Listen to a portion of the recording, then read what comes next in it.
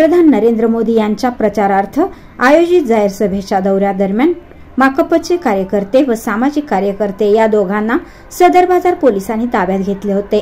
मंगळवार प्रधानमंत्री दौऱ्यावर येण्याच्या पार्श्वभूमीवर माकपचे जिल्हा समिती सदस्य अनिल वासम व सामाजिक कार्यकर्ते राजू पॅटी यांना दुपारी 2:30 वाजता ताब्यात घेण्यात आले होते। दिवसभर त्यांचा मोबाईल स्विच ऑफ करून ठेवण्यात आला होता।